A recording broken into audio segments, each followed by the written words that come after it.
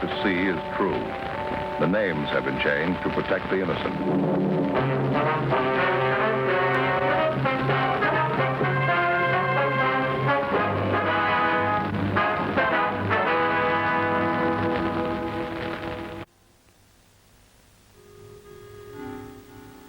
This is the city. Over 2 million people. Almost 1 million of them work. Some of them work in factories. Some of them work in stores. Most of them work hard for a living. A few of them try to take things the easy way. That's why I have a job. I'm a cop. It was Monday, July 9th. We were working the day watch out of robbery division. My partner's Frank Smith. The boss is Captain Didion. My name's Friday. A man had been pulled from his car, been beaten and robbed. His car had been stolen. The criminal had made good his escape. We had to find him.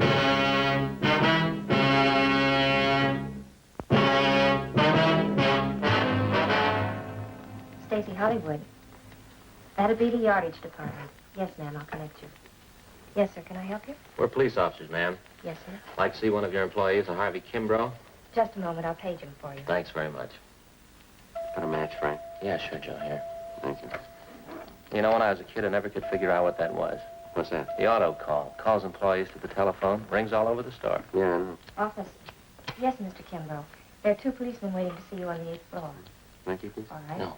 That was Oh, Mr. God. Kimbrough. He's on his way out. Thank you very much. I give you the crime report on this thing? No, I think you kept it, didn't you? Oh, yeah, I got it. Yes, sir, can I help you? Hey, you want one of these, Joe? What are those? Pepto-Pals. Good, try 'em. What are they for? Coat the stomach. Real good for stomachache. Yeah, but I haven't got a stomachache. Oh. Hey, Joe, I sure like that Ann Baker. Yeah? Of course, you know me. I liked her right off the first time I saw her down at that department store. Yeah, she's a nice girl. Well, now you can begin to think about settling down, huh, Joe? You know, like Fay and me. Gonna get yourself a little house, start sinking those roots, Joe. You know, they're putting up a lot of nice tract houses these days. Do you think maybe you're rushing a little bit? I just met her. How old are you, Joe? 32. Yeah, Yeah, well, how old were you when you got married? 35. But I feel I waited too long, Joe. I don't want that to happen to you. Well, according to your figures, I still have 3 years to go. Yeah, but Ann's such a pretty girl. You could do a lot worse. I just don't want you to forget about it. Not a chance with you around. These gentlemen here, Stella? Yes, that's right. Are you Harvey Kimbrough? Yes, sir. What if we could step over here and talk, please? Yes, sir.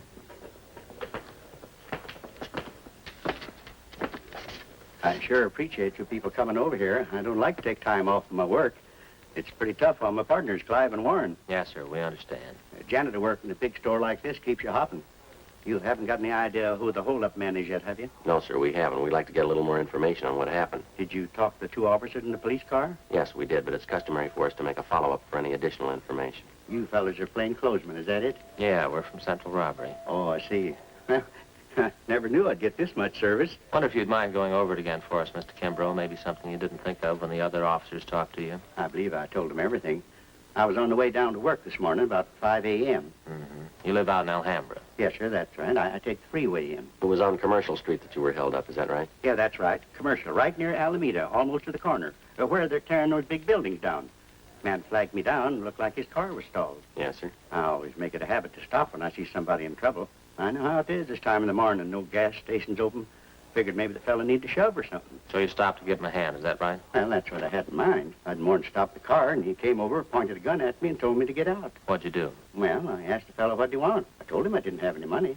Told him I was in the way to get on to my work. What'd he say to that? He didn't say anything. Just opened the car door, grabbed him by the arm, pulled me out. I wasn't prepared for it, and I kind of fell into the street. Well, now, your car is a blue 1948 Dodge sedan. Right rear fender damage, is that correct? Yes, that's right. Sure hope you get that thief in my car, too. Awful hard to get around Los Angeles without a car. Well, we'll do our best. Took my wallet from me, all the money I had, $14. Then he said, don't bother to get up. Stay right there for 5 minutes after I leave. And he bent down and he hit me in the face. What'd he hit you with? With his fist. Yeah, hit me right here, see? You can see the cut here, right in front of my lip here, see? Yeah, bled pretty heavy. Yeah, that's a nasty cut. It's better now. The men who came in the ambulance, they put something on it. It'll be all right. Well, did he knock you out when he hit you? Oh, no. No, I saw him get in my car, and then the car was parked up ahead, took off, and this man who held me up, he followed in my car. Did you try to locate a phone, call for help? I didn't have to. This Mr. Ferguson pulled up and stopped right away, and then the officer came. Besides, I figured I'd better do what I was told. How's that? I was afraid. I was going to wait 5 minutes.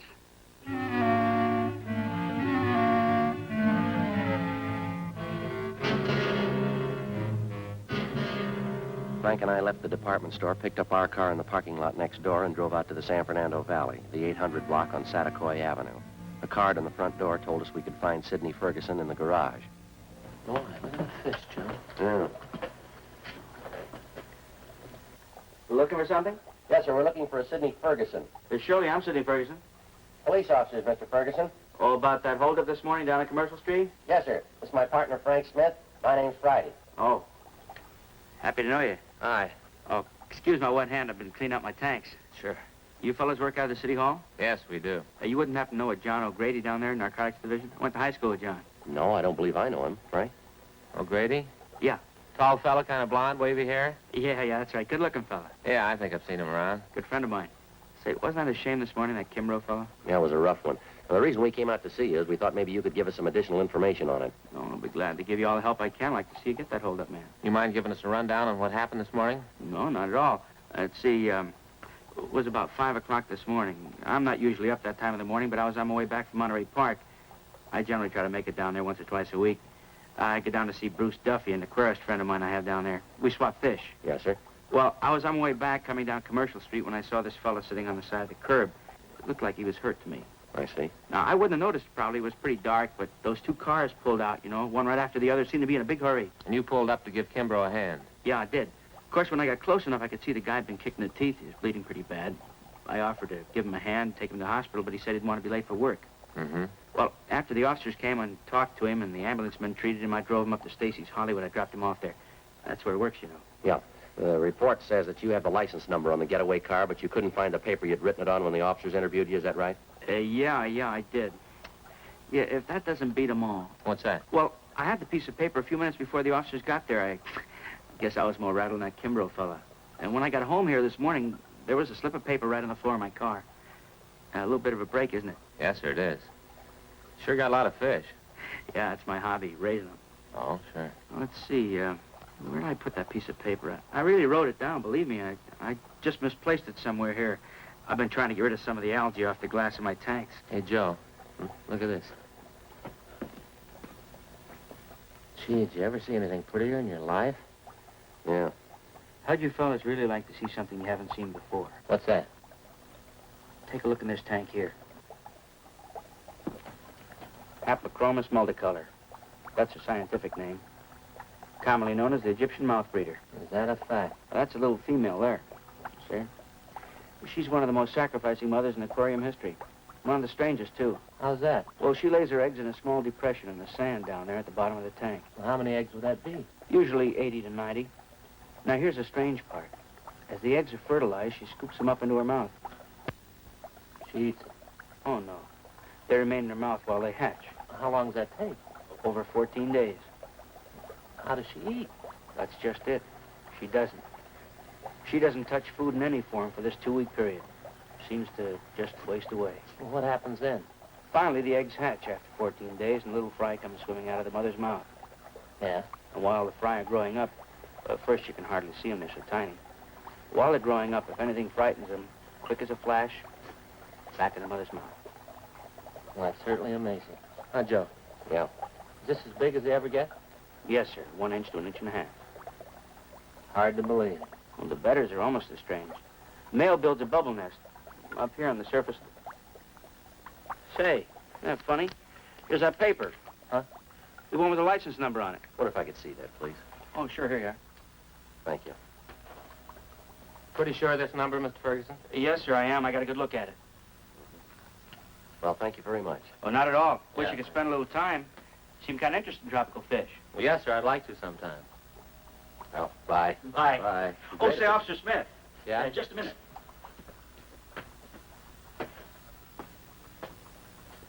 Say, I almost forgot. Yeah? In about 5 weeks from now, Yeah? how'd you like a nice pair of baby Egyptian mouth breeders?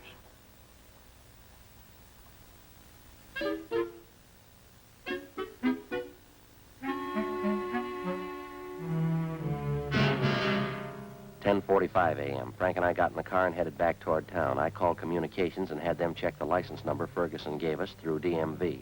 They called back and told us the car was a 1949 Chevrolet four-door sedan. The registered owner was a Jack B. Grant, 19112 Beacon Street in the southwest part of Los Angeles. It was a large, old-fashioned residence that had been converted into a rooming house. We checked with the landlady, a Mrs. Ida Fisher.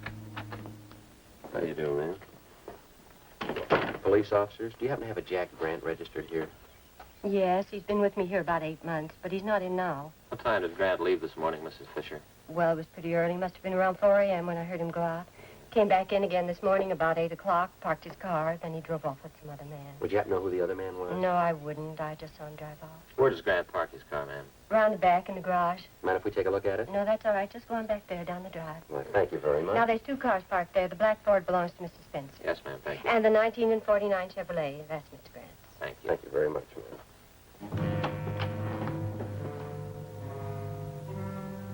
We checked the car and the license number. It matched the description given us by the victim, Harvey Kimbrough, and the witness, Sidney Ferguson.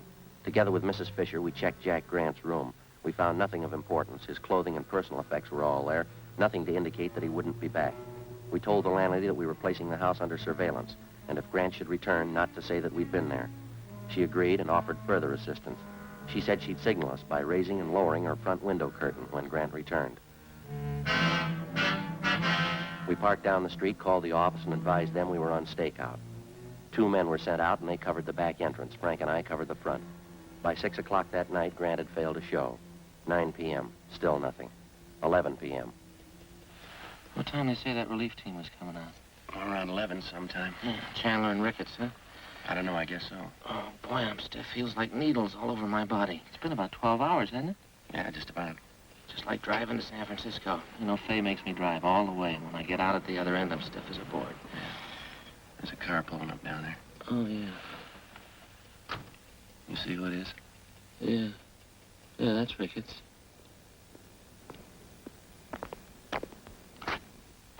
Friday? Hi, Jack. Who's this you got with you? Same guy you borrowed the candy bar from 2 weeks ago. How about it? I'm hungry. Glad you reminded me. That bar was pretty stale. As soon as I find one to match it, I'll pay you back. It's a house over there, huh? Yeah, Jack, the green and white one. No sign of him at all, huh? No, nothing. Well, you guys want to take off? Yeah. I guess you can make out all right, Ricketts. You got Chandler with you. Friday, I feel sorry for you drawing this guy for a partner. Well, after 7 years, he kind of grows on you. I'd like to check out with the landlady before we take off. Her name's Ida Fisher, Jack. Right, Joe. Let's go, Joe. Joe.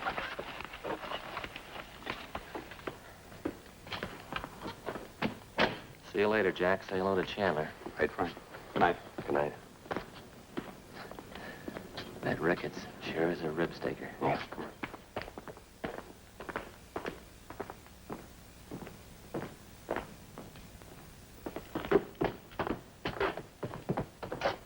Light's still on in the living room. Guess she's sweating it out with us.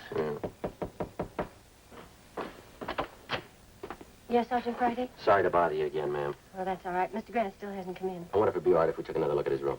I don't see why. Watch it! Mr. Grant, where are you going? Mr. Grant! It's Grant, out the back! Right, Joe. Frank, you all right? I didn't know he had a gun. He made me hide him. He made Lady, me... will you call an ambulance, please? He's not dead, is he? Lady, will you call that ambulance? Hurry!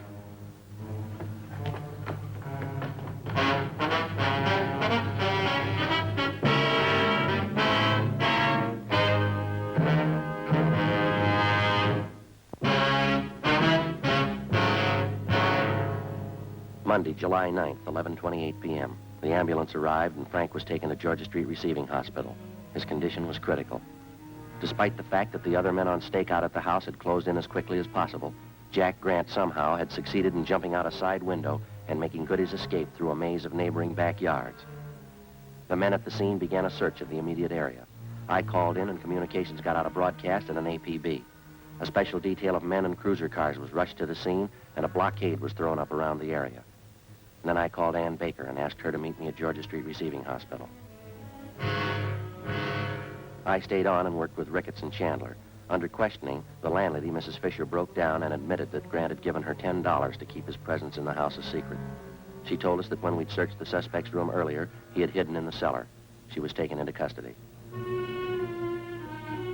1:30 a.m. I got a relief and I went downtown to Georgia Street Receiving Hospital, the P&F ward. When I got there, Ann Baker was waiting in the hall. How is he? I don't know. They won't let anyone in to see him. I brought him a carton of cigarettes. So did I.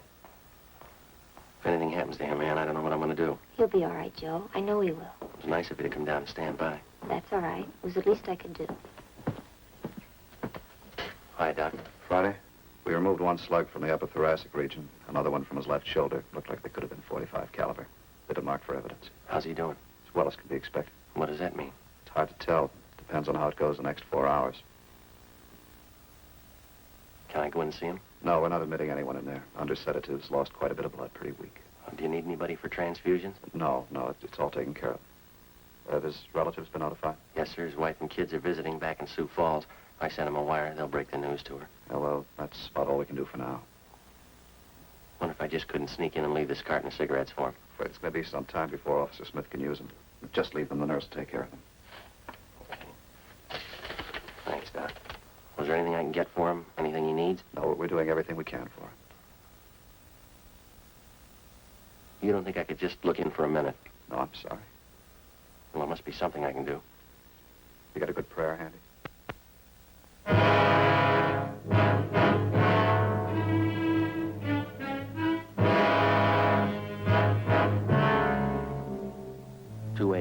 I left Georgia Street Receiving Hospital and drove back to the scene of the shooting. The search for the suspect, Jack Grant, was still going on. The neighborhood was checked and rechecked. Everything possible was done to find the man who shot down Officer Frank Smith.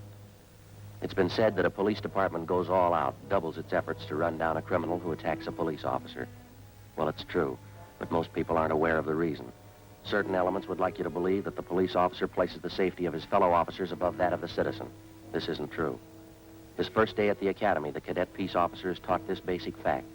If a criminal would shoot down the armed police officer, he wouldn't hesitate to shoot down the unarmed citizen. 3 a.m. I finally located Lieutenant Jack Ricketts at the corner of Coronado and Beacon Streets, 7 blocks from the scene of the shooting. How is he? Not too good. Depends on the next 4 hours. What are his chances? I didn't ask. Now, we're not getting any place here. Nothing at all, huh? Nothing. Well, something's got to break. Chandler's still downtown. They're combing through Grant's package. He's down at the I Bureau. They come up with anything? Nothing. Not since the last time I checked, about 40 minutes ago. Any ideas? Fresh out. You? Well, he couldn't have gotten far. Not this soon, he couldn't. Bus depots, train terminals, airports all covered. The highway patrol's been alerted. Nothing so far. He's got to be someplace close, Jack. He's got to be. I think he's holed up in town, too, but where? Yeah. He's in a jam. He's had good publicity. A lot of his friends are going to hide that welcome mat. Well, maybe that narrows it down a little. Maybe. Let's find him.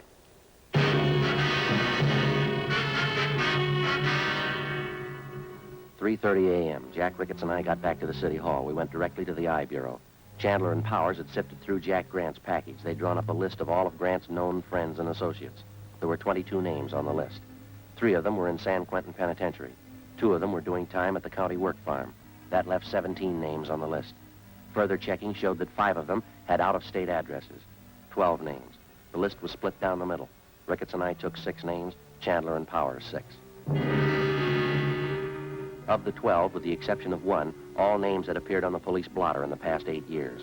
Raymond Weller, Peter Denton, Horace Phillips, Henry Breen. Ricketts and I checked them. Some were in bed, some hadn't been to bed. We were reasonably sure that none of them knew the whereabouts of the suspect. I called Georgia Street to find out about Frank. They told me no change in his condition. 4:55 a.m. After this, we get a quick bite to eat, huh? You don't look so good. Not hungry. What's this one's name? Anthony Baxter, room 23. Now, here we are.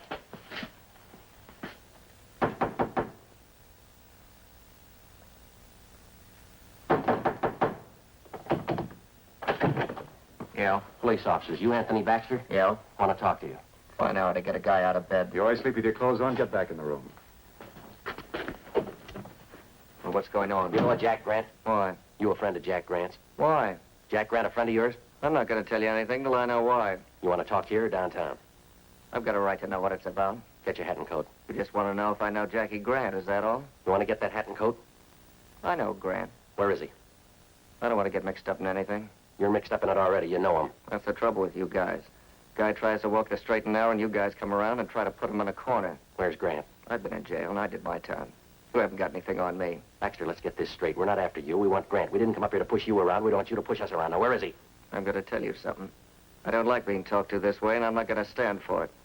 I got certain rights, and I'm going to stand on them. Now, you listen to me. A friend of mine's lying in the hospital because of your pal, Jack Grant. He put 2 bullets in him. Now I'm tired and I'm out of patience. Where is he? Where is he? All right, Joe. It's all right. Yeah. It's the last time around, Baxter. Tell us where Grant is. Come on, quick. Hotel Felbert, room 605. All right, let's go downtown. What for? I haven't done anything.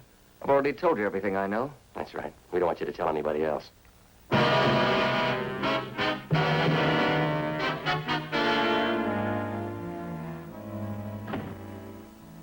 5:27 a.m. We located the Filbert Hotel on North Crocker Street. On the way over, we called in and told them what we'd found. Chandler and Powers met us outside the hotel. They took up their position. Ricketts and I checked with the desk clerk and confirmed that the suspect was in room 605. He was registered under an alias. We took the elevator to the 6th floor. Room 605 was directly across from the elevator.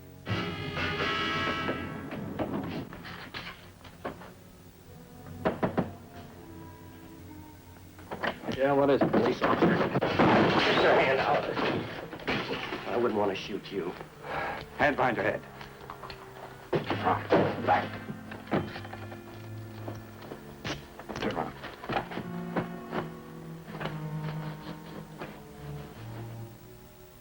"5:42 a.m. Ricketts and Chandler took the suspect into custody. It was 6:03 a.m. when I got to the Georgia Street Receiving Hospital, a P&F ward. Ann was still waiting.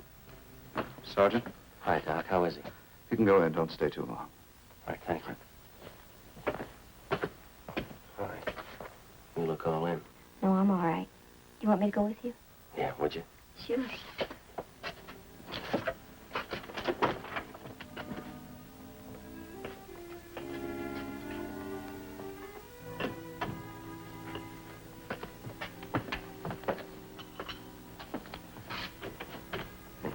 Yes, that's right.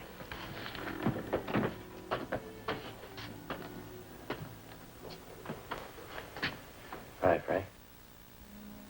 Hi. You look tired. How you feeling? I'll do. How'd it go? We got Grant. You look tired. You been working straight through on it? Yeah. Anything I can get you? No. I just gotta take it easy a few days. You know, rest up. Get well. Yeah. I'll be well in a few days. Sure you will. Just a little rest. Hey, Joe, have you given any more thought to what I was talking to you about yesterday? What? You know, about you and Ann. You don't need any rest. Huh? You're well.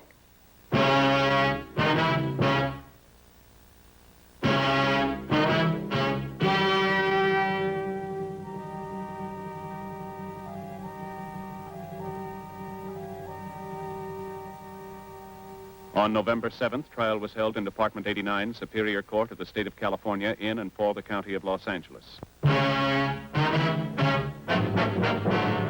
The suspect was tried and convicted on 1 count of assault to commit murder. He and his accomplice were convicted on 4 counts of first-degree robbery.